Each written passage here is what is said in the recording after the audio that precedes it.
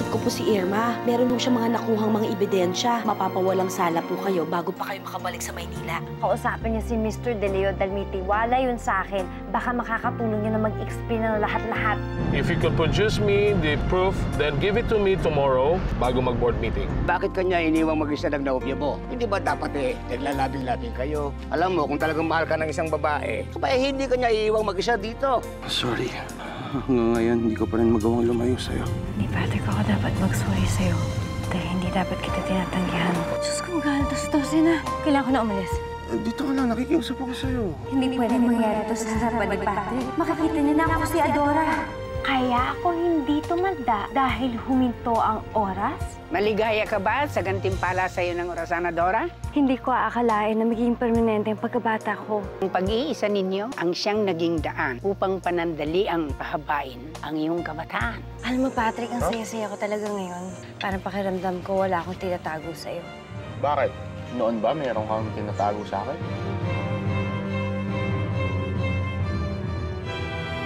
Patrick, ang tinutukoy ko yung totoong damdamin ko para sa'yo. Dahil dati ayokong ipakita sa'yo na mahal kita. Pakipot ka pa kasi dati. Halatang-halata ka naman Patay na patay ka sa akin, Hoy, Patrick, hindi porket sinabi ko sa'yo na mahal kita, pwede mo na akong ganyanin, ha? Ay, oo nga pala, no? Maria Clara ka nga pala. Pinapahirapan mo pa ako dati, kaya tuloy munti ka na ako magpakasal sa iba. Sana nga dati pa lang pinaglaban na kita. Pero may mga dahilan naman ng mga bagay-bagay. Ang importante, magkasama tayo ngayon. Gusto mo, huwag na lang tayo bumalik sa Maynila. Dito na lang tayo. May mga kailangan kasi akong asakasuhan sa Maynila Tulad na lang ng kaso na yon. Sana nga maayos na siya para malinis ko ng pangalan ko.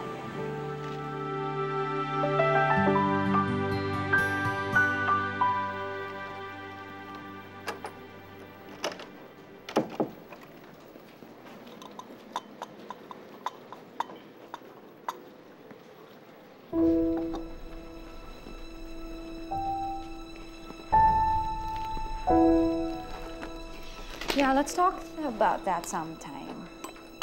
Kahapon lang kasi binigay ng accounting I have to make a new proposal. You know, I hate to do it, but I have to. Yeah, okay. Bye.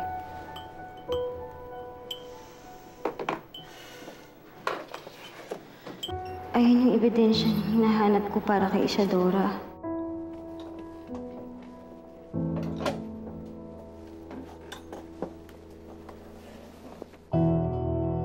Patay. Nilagay pa ni Ma'am sa mas mahirap buksan.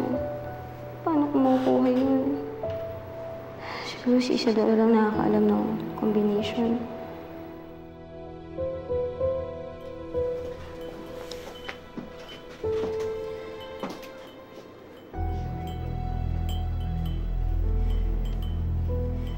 Kanina mo pa niya halo yung kape ko. Siguro naman by now okay na yan? Ay, yes, ma'am.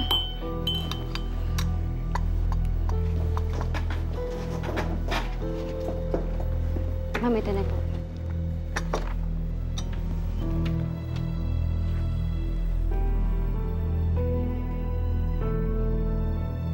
Ano? Ay, alis na po.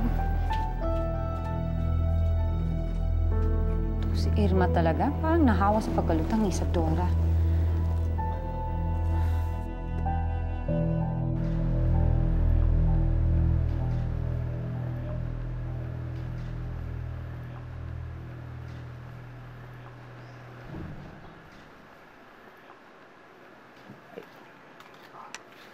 Ba?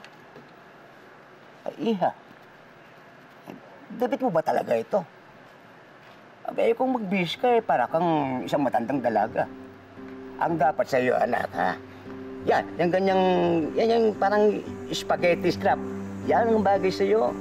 Ay, hindi nga ako sanay susot ng ganito Hindi ko alam kung paano nauso to. Nakalabas na yung kaluluwa ko, yung legs ko. Naku, Hindi ako Iha. sanay. Alam mo, yung ganda mong yan, ha?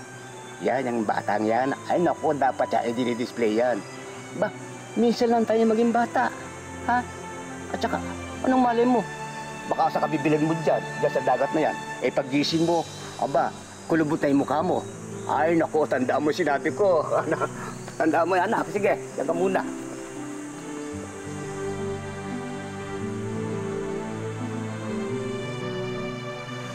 Natasha, hindi na naman ako dapat magsuot na pang Lolo Adora dahil hindi naman ako babalik sa pagkatanda. Dapat matuto na ako magsuot ng ganito. Kaya lang, hindi naman din pwede yung masyado labas yung kaluluwa ko na yung dibdib ko naka-expose eh. Ay.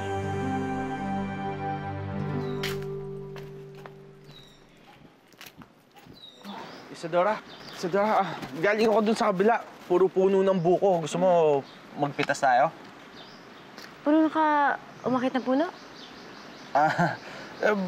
Basta bahala na. Mag-iisip na lang tayo ng paraan pagdating doon. Oh, sige, mauna ka na. Okay, sige. Hintayin kita doon, ha? Oh, sige. Sige. Bilisan mo. Umiilaw to.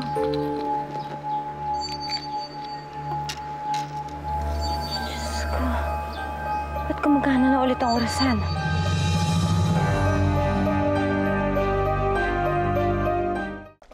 Sige, kuya. Baba ba?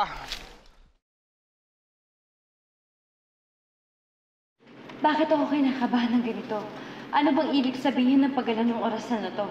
Babalik ba ako sa dati kung ano?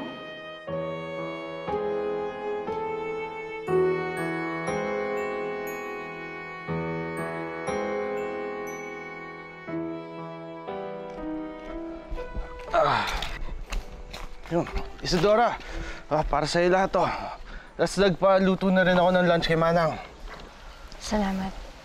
Patrick, paano kapag nalaman mong may sekreto akong tinatago sa'yo? Alam ko naman hindi magagawan sa akin yan eh. Oo nga, pero kunwari lang, may nalaman kang bagay tungkol sa akin na tinatago sa'yo. Katulad ng ginawa ni Leila. Isadora, alam mo naman na pinakaayaw ko yung niloloko ko.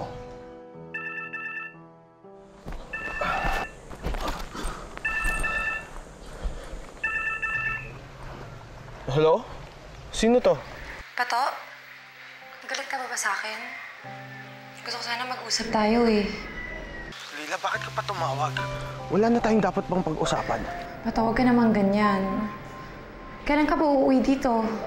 Uuwi ako. Pero huwag ka nang umasa na mag-uusap pa tayo ulit. Pabayaan mo na lang kami ni Isadora. Masaya na kaming dalawa. Kaya please, huwag ka nang tatawag ulit. Ayokong pagsalitaan ka pa ng masama.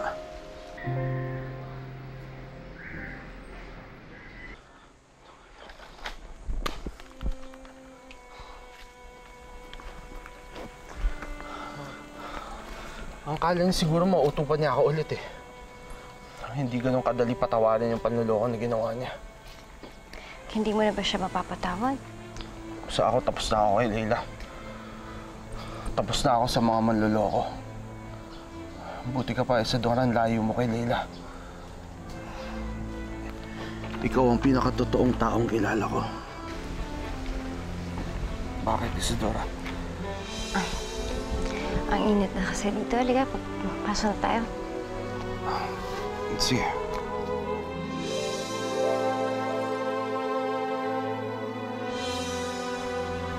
Sige.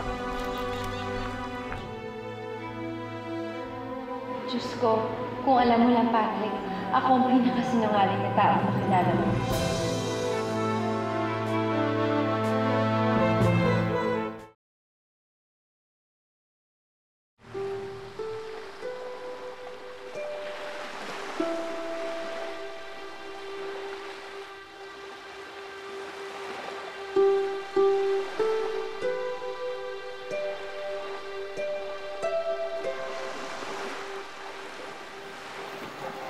Kanina ka patahimik ah.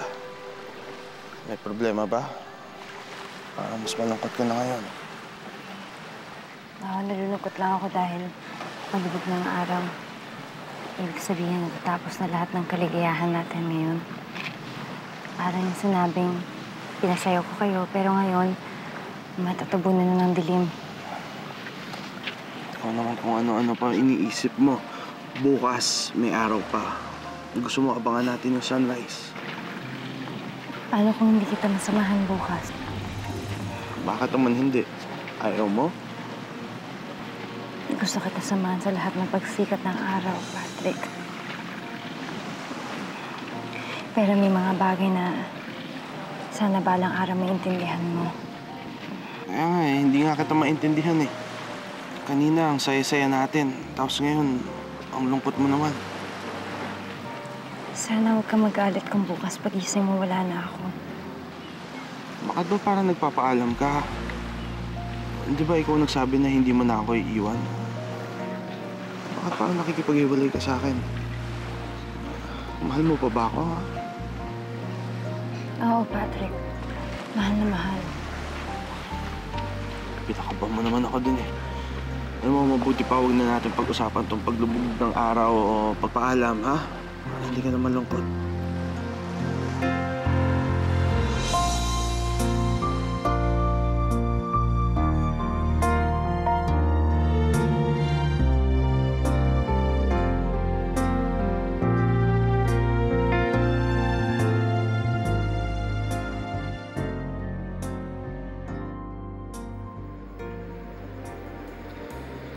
Sana tumigil ulit ang oras na to, Patrick. Para makasama ulit kita. Gusto ko bawian lahat ng mga sinabi ko. Gusto ko maranasan ulit na sumikat ang araw kasama mo.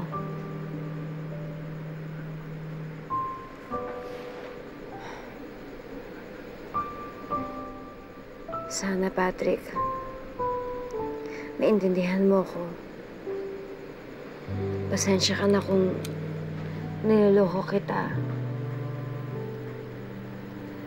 Pero sana pa rin manaig ang pagmamahal mo sa akin. Para kapag nalaman mo na niloko lang kita, patawad mo ko.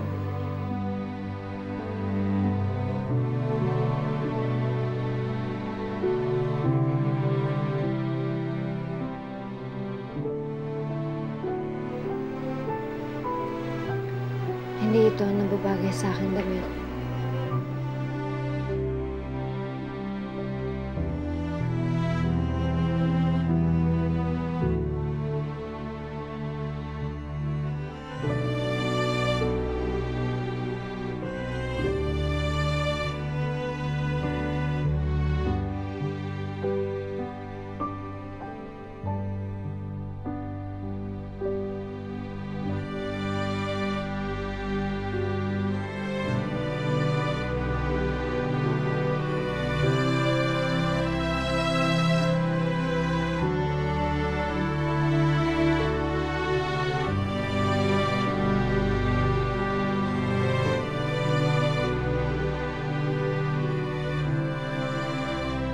Tulad ng damit na to, pinahiram lang sa akin ang pag-asa na makakasama ko na walang alinlangan si Patrick.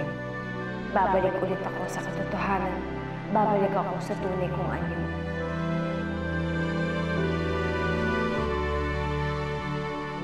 Ako pa rin ang matandang Adora. Pero umaasa pa rin ako na hindi ko na siya muling babalikan.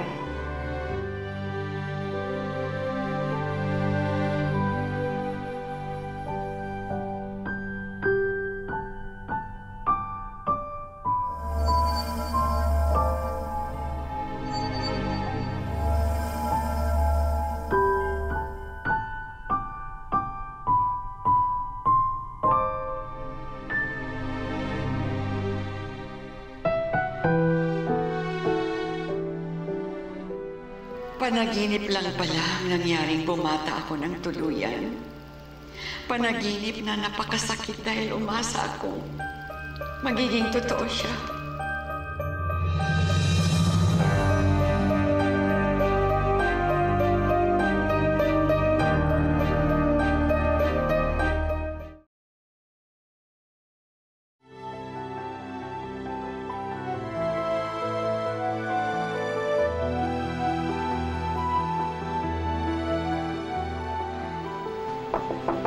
Isadora? Isadora?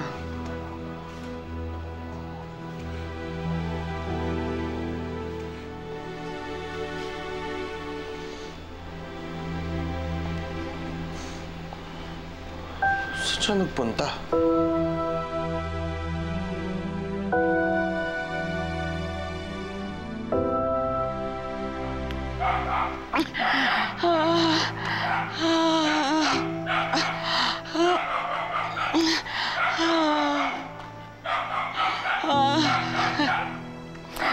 Ay, Panginoon ko, hindi ko na kaya to.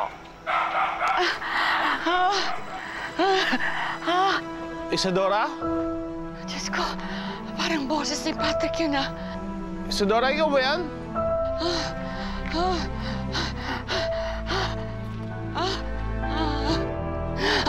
Ay! Uy, Ale! Ale, okay ka lang? Tutulungan kita.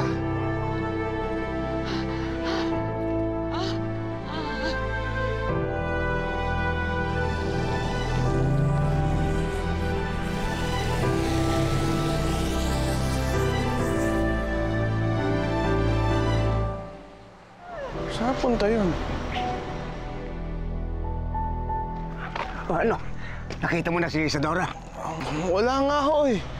Pero may nakita akong matandang babae. Oh. Kaya lang biglang nawala. Ha?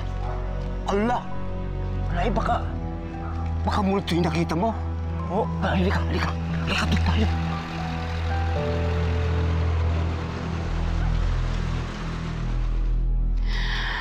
Patrick, I'm so sorry.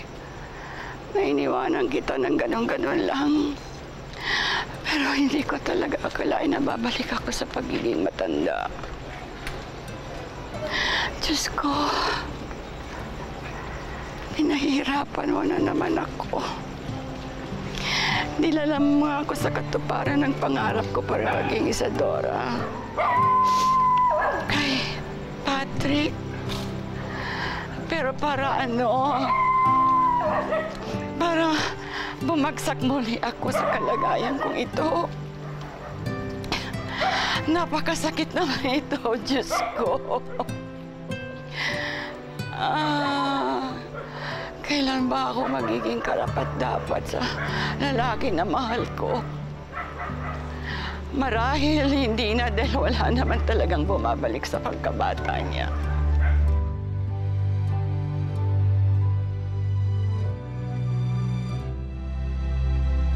Pinaglalaroan mo lang ba ako? Sinasabi mo lang ba sa akin na wala akong dapat asahan na magtatagal kami? Na kahit kailan, hindi tatama ang edad ko para kay Patrick.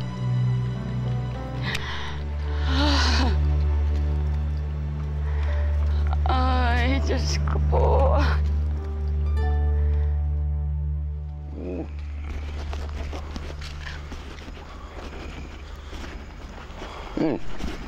Teka, bakit kayo diwan ng nobya mo? Nag-away ba kayong dalawa? Hindi ho.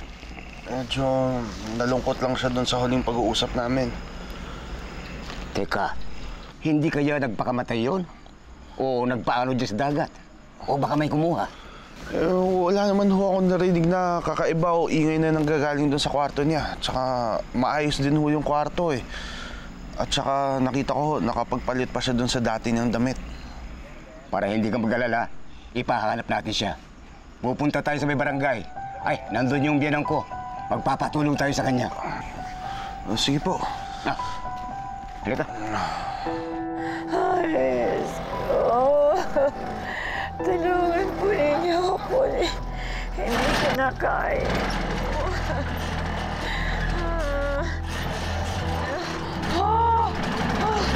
Tulong! Tulong! Sandali! Sandali yung matanda ko! Tulong! Tulong! Ako lang! Ano nangyari sa inyo? Atake na sa puso yan. Dali natin sa ospital. Hindi ako makahinga. Tara po, Lola. Sandali lang po. Dandahan po. Dandahan po, Lola. Dandahan, Lola. Ay, Aray ko.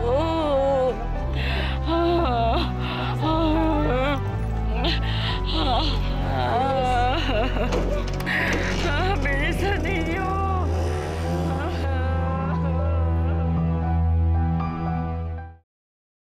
Inaayos ko lang para pag uwi ni Patoy, hindi magulo yung bahay niya.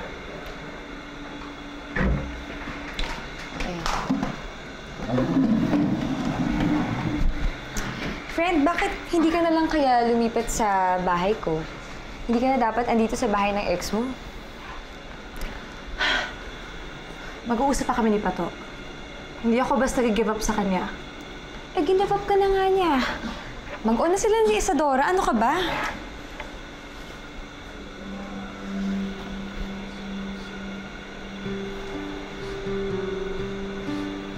Hayop talaga tong babaeng to.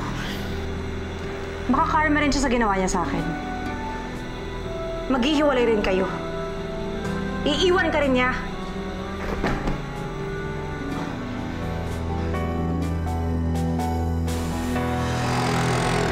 Oy! Kuya! Teka, sandali! Kuya! Kuya, sandali lang. May nakita ko ba kayong babae dito? Mahaba buhok. Maganda siya, medyo mahaba buhok. Mga 24 years old. Wala kami nakita.